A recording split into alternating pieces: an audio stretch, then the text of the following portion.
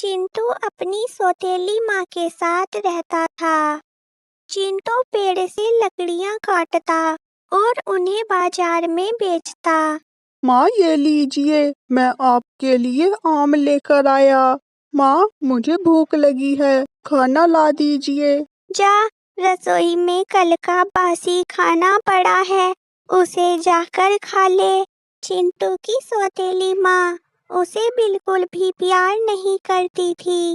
एक दिन झुमरी चिड़िया की दोस्त उससे मिलने के लिए आई। झुमरी, तू कब तक झाड़ू पोछा करेगी? अपने सौतेले बेटे की शादी करा दे, फिर ऐश करना। सरला, चिंटू के लिए तेरी नजर में कोई मूर्ख सी चिड़िया हो तो बताना। झुमरी, एक मीनू चिड़िया है जो बहुत भोली भाली है। जितना बोलते हैं उतना ही करती है। तू कहे तो उससे तेरे बेटे की बात चलाऊं। हाँ सरला, मुझे चिंटू के लिए ऐसी भोली भाली मूर्ख चिड़िया ही चाहिए। चिंटू की शादी मीनू से हो गई।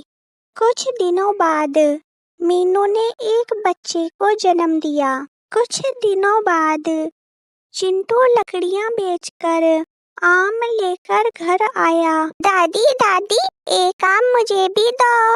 माँ, मुझे भी एक आम दो, मुझे भी भूख लगी है। ये सभी आम मैं खाऊंगी और तुम्हें अपनी बची हुई गुठलियाँ दूंगी।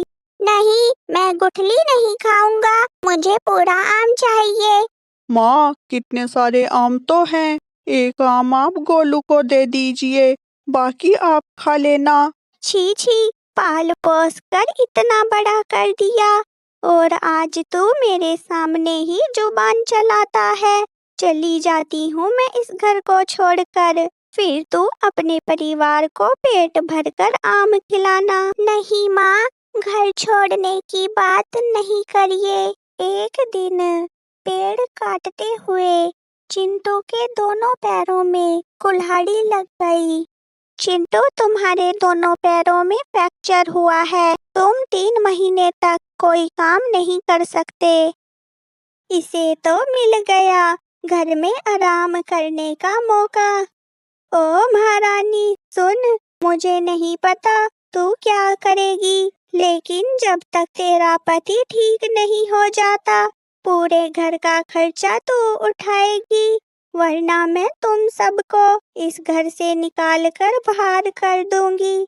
मीनू चिंटू की तरह जंगल में जाकर लकड़ियां काटने लगी और उन्हें बाजार में बेचने लगी। शाम के समय मीनू एक टोकरी आम लेकर घर पर आई। मीनू मुझे माफ कर दो, मेरे होते हुए तुम्हें ये सब काम करने पड़ रहे हैं। सुनिए जी, आगे से ऐसी बात मत करना, मुझे दिल से बुरा लगता है। वैसे माँ जी कहाँ है? माँ यही पड़ोस में गई है, आती ही होगी। मुझे भूख लगी है, मैं एक आम खा लेती हूँ। मीनू ने खाने के लिए टोकरी से एक आम उठाया। ओ महारानी, आम वापस टोकरी में रख। पर माँ क्या हुआ? अगर कमाने लगी है तो क्या मनमानी करेगी? मुझसे बिना पूछे तूने आम को हाथ कैसे लगाया?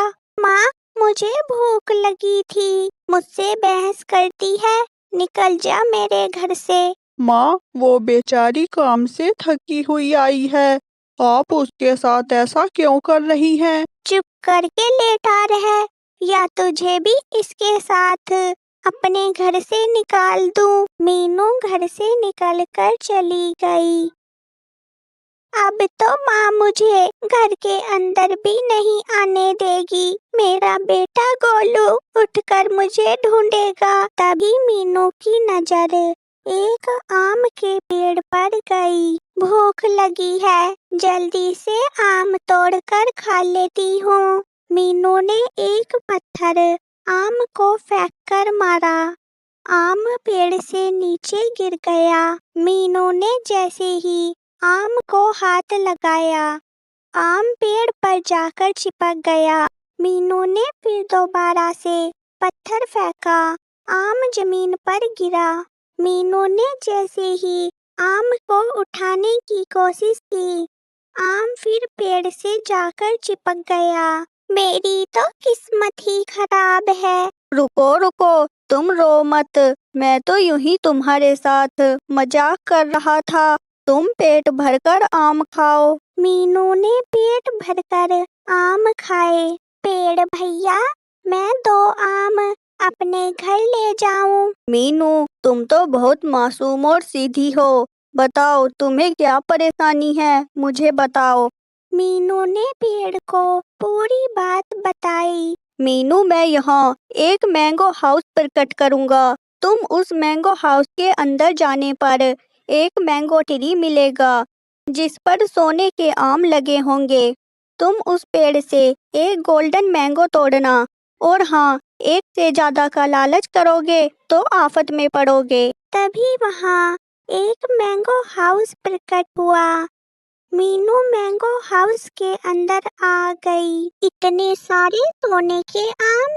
मीनू ने एक सोने का आम तोड़ लिया और उसे लेकर अपने घर चली गई। पागल मूर्ख, एक आम ही लेकर क्यों आई? बहुत सारे आम लेकर आने थे ना। माँ, ये एक आम ही करोड़ों का है।